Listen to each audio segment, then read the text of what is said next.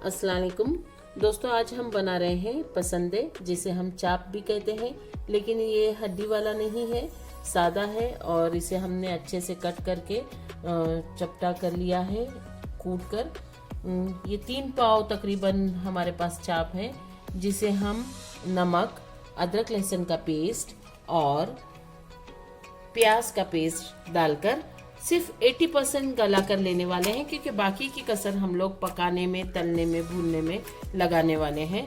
ये चाप गलने के लिए जाएगा नमक वगैरह के साथ। थोड़ा सा पानी डालेंगे और इसे याद रहे कि हमें सिर्फ 80% ही गलाना है। इसमें हमने डाला है नमक,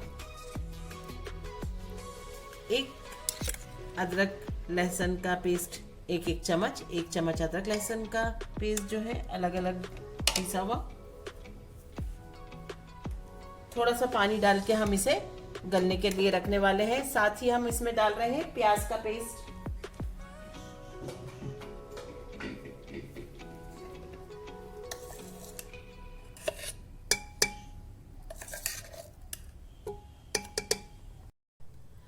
इसमें हम थोड़ा पानी डाल रहे हैं ताकि ये अपनी ही भाप पर गल जाए अच्छी तरह से।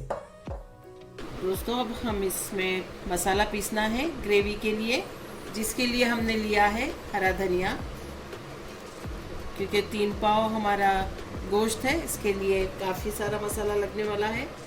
हरी मिर्चें,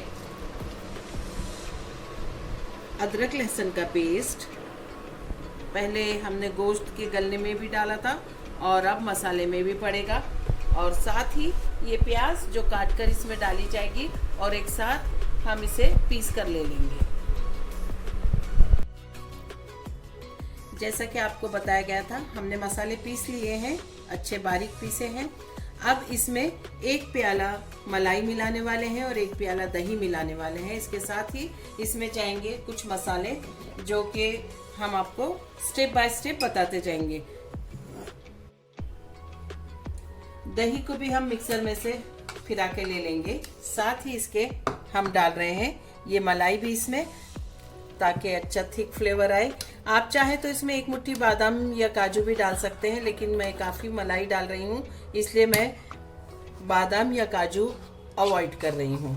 मैं इसको 1-2 चक्कर घुमा के लूँगी ताकि ये अच्छा पेस्ट बन जाए। देखिए, हमने मलाई और दही को 2-3 चक्कर अच्छे घुमा लिए हैं मिक्सर में, और अब इसे हम मसालों में मिला देने वाले हैं।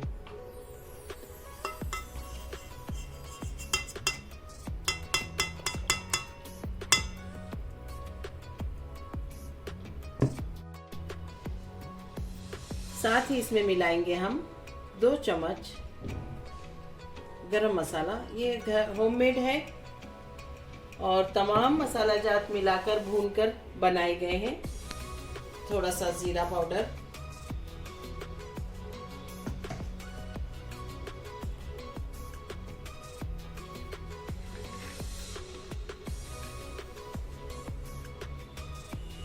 तीन चम्मच विनीगर।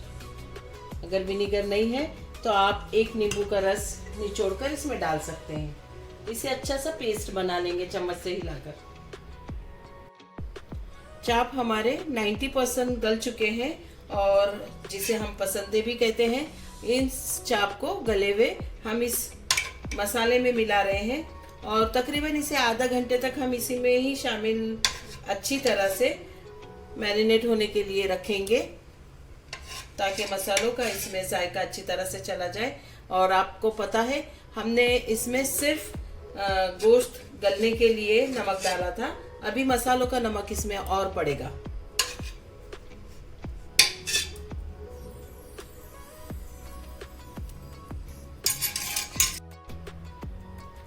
गोश्त के तमाम पीसेस जो थे पसंदे के या चाप के, हमने इस मसाले में अच्छी तरह डिप कर लिए हैं।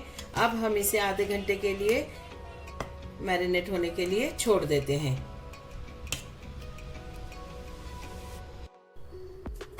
इसमें हम 1 चम्मच चाट मसाला भी मिला रहे हैं, ताकि इसका जायका उभर कर आए। अब हमने एक कढ़ाई में कुकिंग ऑयल डाल लिया है और ये जो चाप इसमें हमने मैरिनेट करने के लिए रखे थे इसमें से निकालकर इसमें तलने वाले हैं। हमें इसके दोनों साइड तल के निकालना है।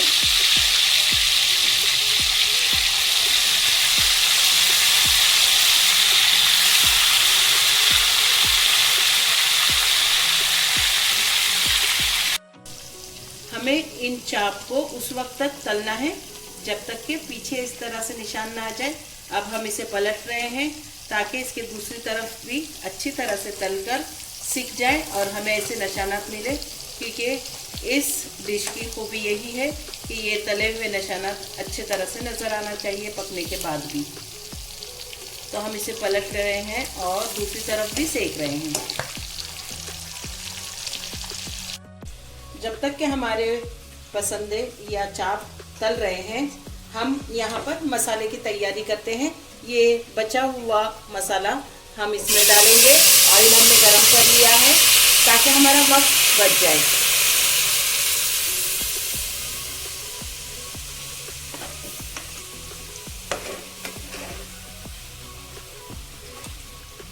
हमारे चाप दोनों तरफ से सिककर तैयार हो चुके हैं और खूबसूरत सा रंग आ गया है।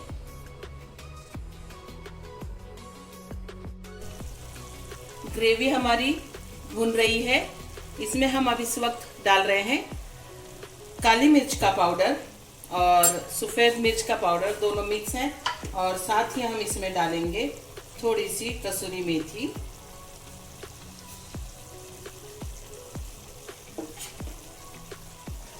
और इसमें मिला देंगे हम हमारे तले हुए चाप के टुकड़े।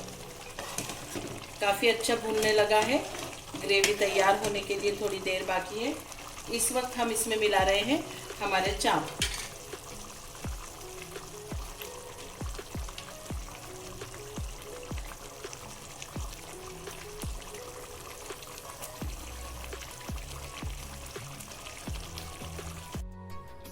देखिए हमारा अफ़गानी चाप बनकर तैयार है, डिश आउट हो चुका है। इसे बनाइए, बहुत ही आसान तरीका है, थोड़ा सा वक्त लगता है, जायका बहुत अच्छा होता है। अल्लाह ताला आपके दस्तरखान पर बहुत सारी नेमतें और बरकतें अता फरमाए। दुआओं में याद रखिए।